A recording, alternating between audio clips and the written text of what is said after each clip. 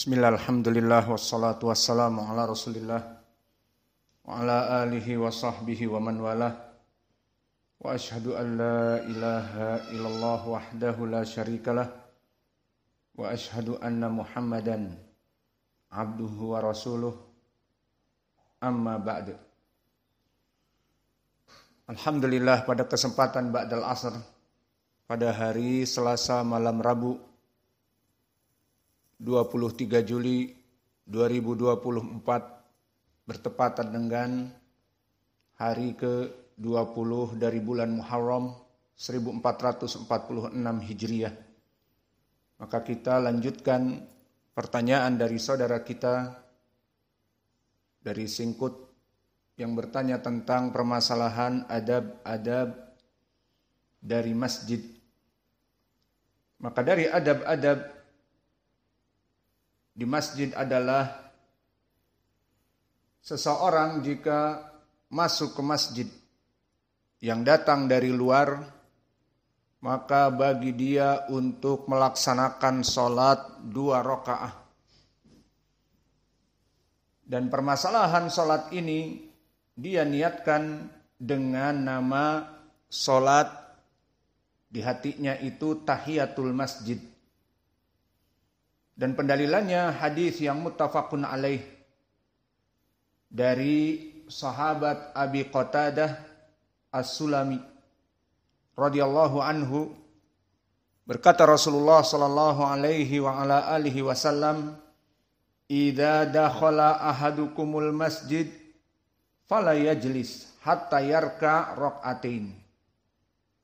Maka di dalam hadis ini fikihnya, idza dakhala ahadukumul masjid, jika datang seseorang masuk ke masjid, fala yajlis, jangan dia itu langsung duduk, kecuali dia melaksanakan 2 rakaat. Kemudian di sini permasalahannya, bagaimana jika dia masuk dalam permasalahan sholat Jum'ah?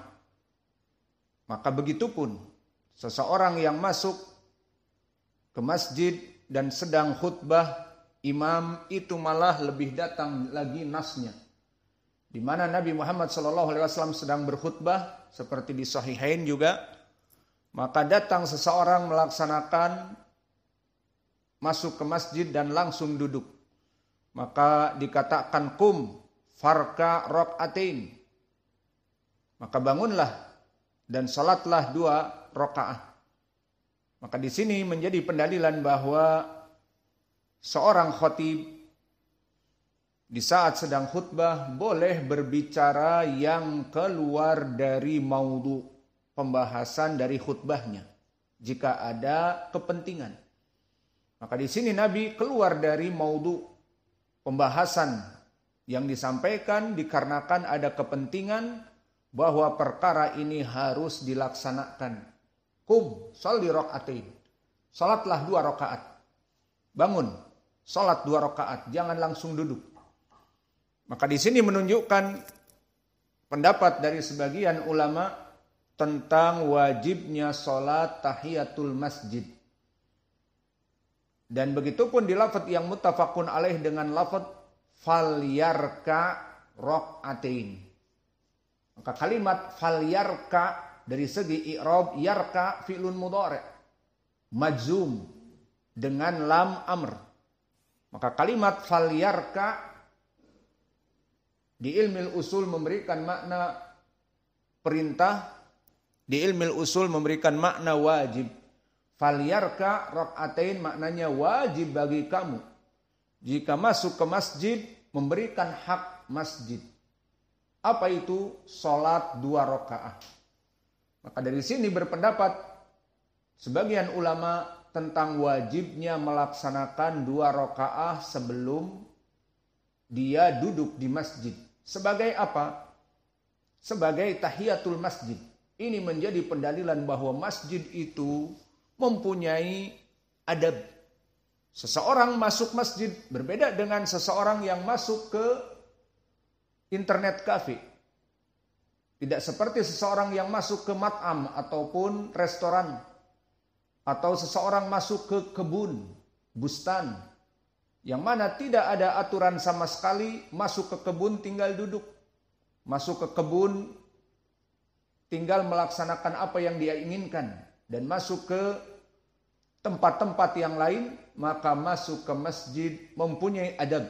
Maka dari adabnya adalah sholat 2 rakaat.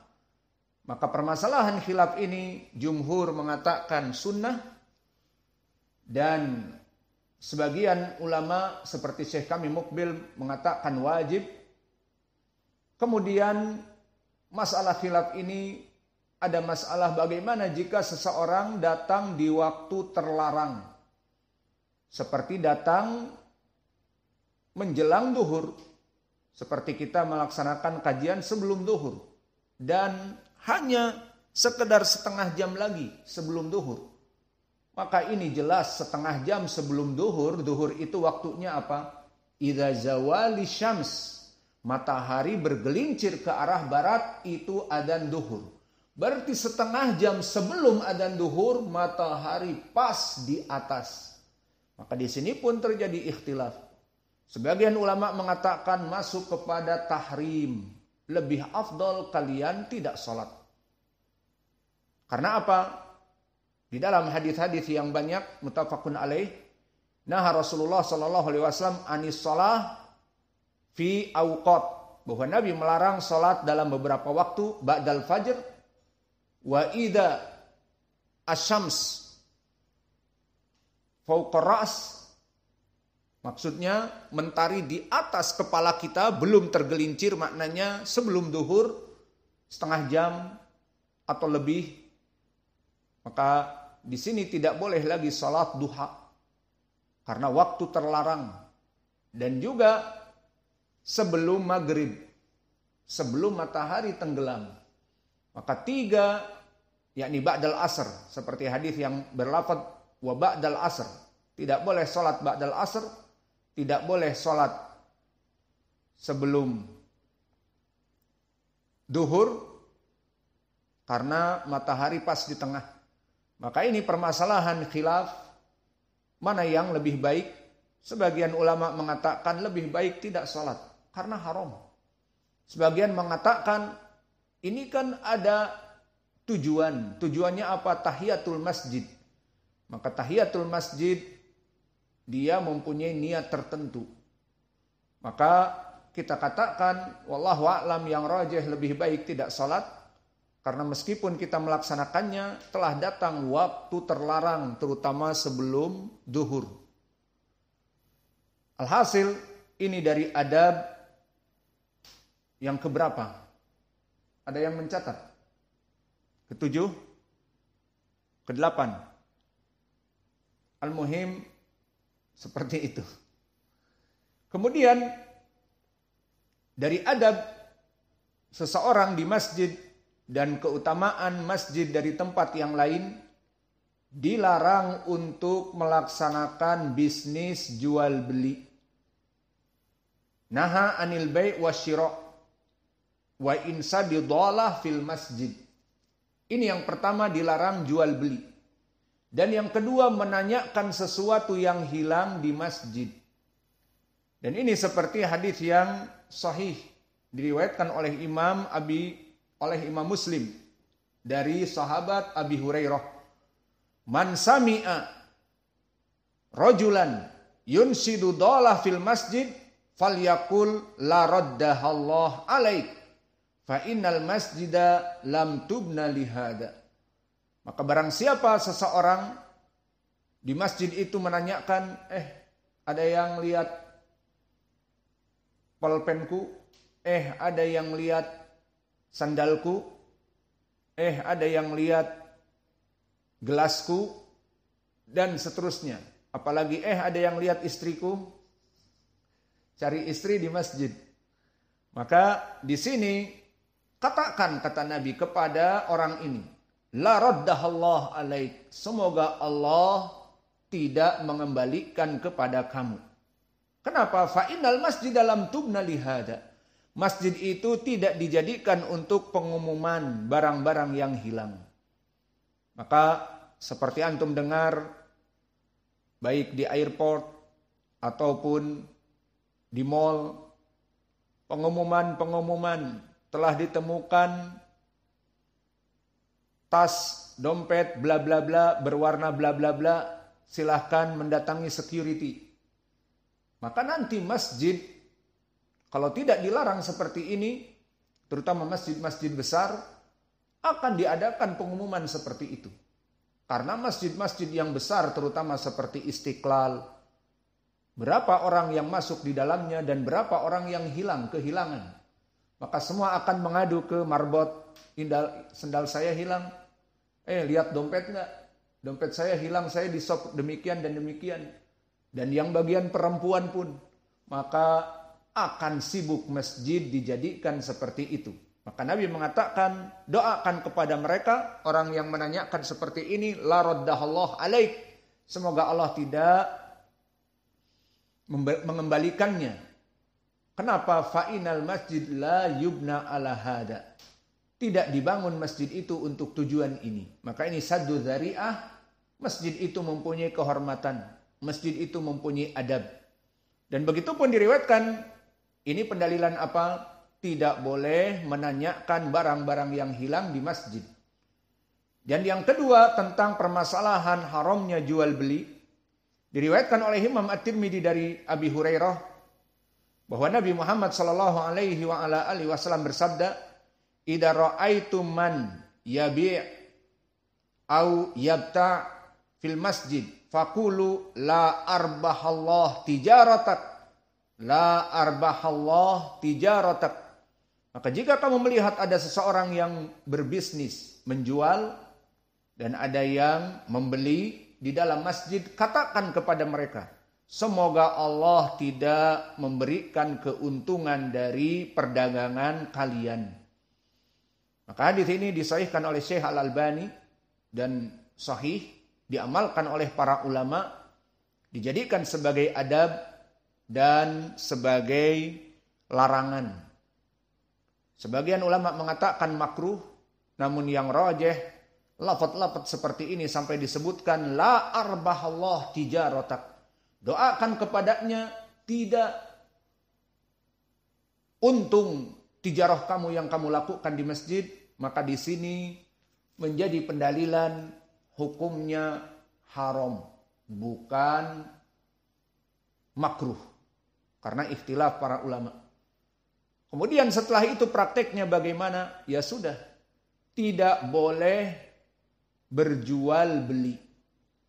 Dan di sini perlu diperhatikan, apa sih makna berjual beli? Contohnya sekarang di masjid, ada seseorang tukang rumah, atau kita katakan tuan rumah. Saya menyewa rumah kepada si fulan. Dan si fulan ini tidak tinggal bersama kita. Dan dia minta rumah kontrakannya di awal bulan. Dan dia datang dari jauh. Maka akhirnya tidak bisa bertemu dengan dia kecuali di hari-hari tertentu. Dan sudah dia katakan, saya akan datang mengambil uang kontrakan. Baik. Kemudian tidak ada waktu bertemu kecuali di masjid. Dia sibuk dan kita pun sibuk mengajar. Maka kemudian di masjid, kita bertemu dengan bapak tuan rumah. Mana? Kontrakan. Nah, sekarang boleh kita membayarnya. Di masjid boleh apa tidak? Di sini para ulama mengatakan itu bukan jual beli. Itu adalah membayar jasa dari kontrakan atau membayar utang. Dia punya utang sudah 2 tahun. 1 juta. Tidak pernah dibayar. Kemudian dia kebetulan membawa uang. Ketemu di masjid. Mau lari kemana kau? Sudah 2 tahun. Kebetulan dia baru mendapatkan uang. Ya sudah dia bayar. Maka di sini para ulama mengatakan tidak masuk kepada jual beli. Lalu jual beli al-bai' wa syira' adalah seperti hadis-hadis yang ma'ruf. Al-bai'ani bil khiyar. 2 orang yang menjual dan yang membeli saling memilih. Seperti sekarang misalnya seseorang membuka di Kismin Nisa Karena banyak anak-anak, maka dia membawa snack, membawa taro, membawa ciki, membawa permen, membawa. Udah di sana disimpan, dan kemudian anak-anak membeli di belakang masjid, masih di Masjid Nisa ini, dan ibu-ibunya membeli untuk mendiamkan anaknya, beli permen, beli snack dan sebagainya. Akhirnya terjadi jual beli. Ini dia yang haram, jual beli. Adapun seperti membayar utang atau membayar tadi rumah atau membayar masalah juga token listrik. Membeli token listrik gimana? Di sini sekarang sistemnya adalah sistem bukan seperti tadi akad yad dan biyadin, jual beli. Listrik habis dan kita sedang mengajar, maka kita membuka BRI jadi iklan nanti. Maaf, tidak ada iklan bank di masjid. Al-Muhim membuka aplikasi untuk membayar listrik. Maka apakah itu termasuk jual beli? Nah, di sini juga dari para ulama mengatakan itu bukan jual beli yang masuk kepada hadis al-bay'ani bil khiyar. Dan itu kapan saja bisa dilakukan. Kebetulan token masjid habis dan di sini kita sedang belajar, maka kita tinggal masuk kepada mobile. Kemudian uang sudah ada di bank dan uangnya tidak nyata, maka akadnya tidak nyata. Dan pihak banknya juga akadnya tidak nyata, maka hanya kita memasukkan nilai 200, nilai 300, nilai 500, kemudian keluar nomor rekening, kemudian kita memasukkan. Dan tempatnya pun di masjid. Dari MCB dan juga meterannya di masjid. Maka kita memasukkan meteran di masjid dan kita menekan tombol untuk PLN 500.000 di masjid. Maka ini wallahu a'lam tidak masuk kepada perkara jual beli, karena yang diinginkan jual beli di dalam hadis yang ma'ruf al-bay'ani bil khiyar, seperti yang kami misalkan tadi. Maka inilah dari adab tadi kami sebutkan 3 berarti. Pertama, mempunyai adab jika masuk sholat 2 rakaat, bahkan di waktu Jum'ah. Dan yang rajih jika waktu terlarang lebih baik tidak. Dan makna terlarang di sini seperti sekarang, seseorang masuk, baru kita selesai sholat asar, maka tidak apa-apa. Namun di sana ada waktu terlarang yang terlarang keras, seperti mendekati waktu maghrib.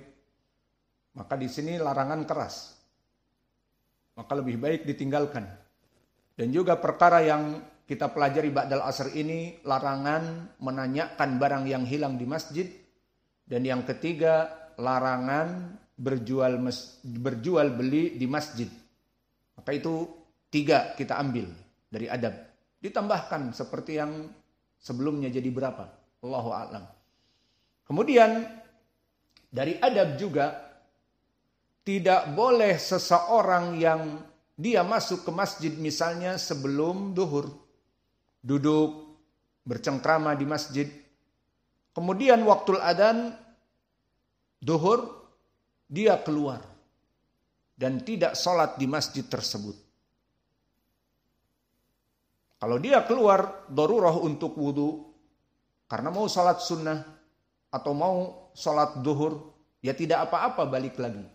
Namun dia keluar di sini sudah pergi ke rumahnya, tidak sholat berjamaah. Atau sholat berjamaahnya di tempat lain, bukan di masjid itu. Dia nongkrong di masjid itu, kemudian mendengar adzan, dia sholat di tempat lain misalnya, tidak di situ. Maka ini telah datang larangan.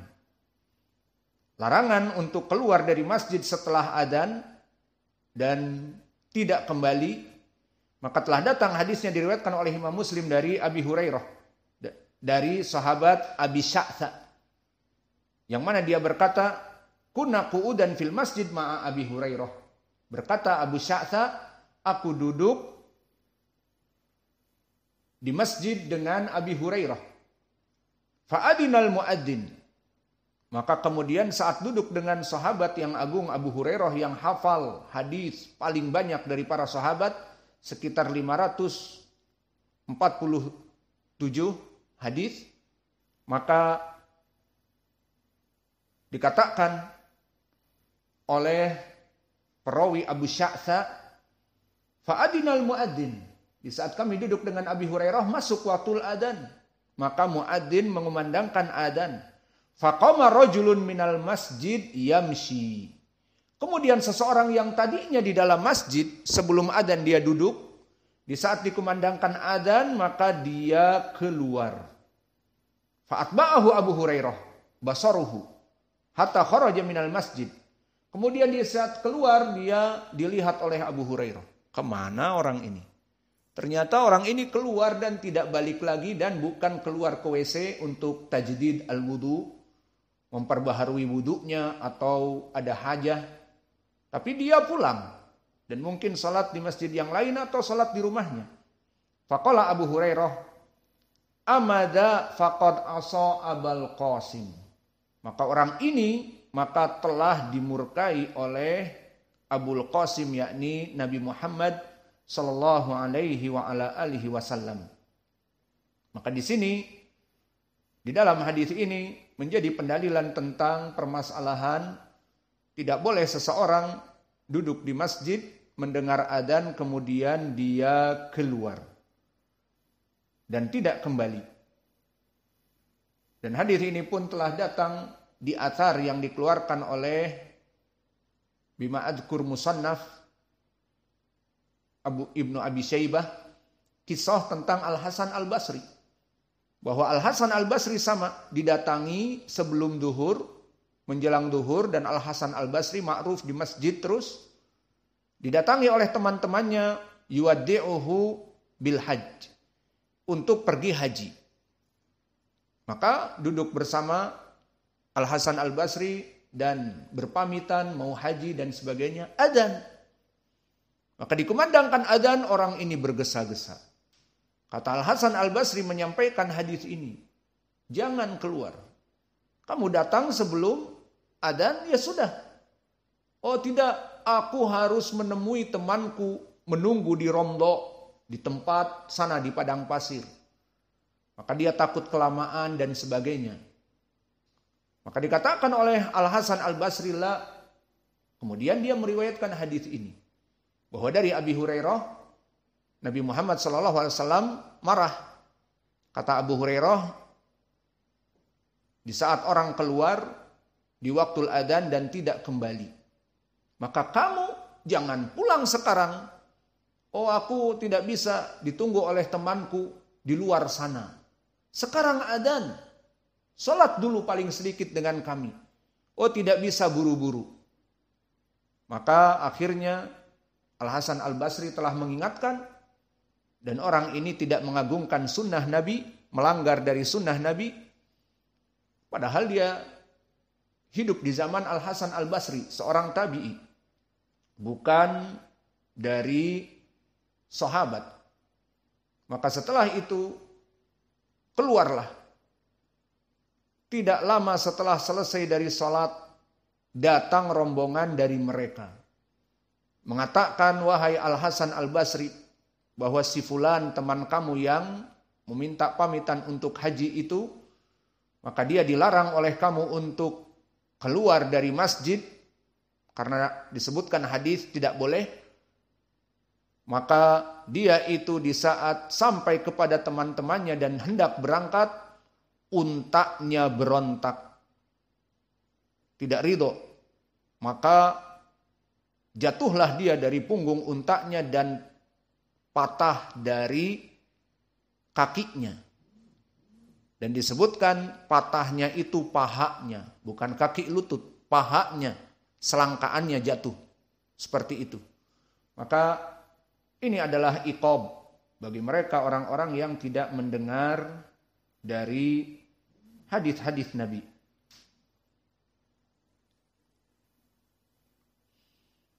Maka mungkin ini yang kita bisa berikan dari ba'dal asr,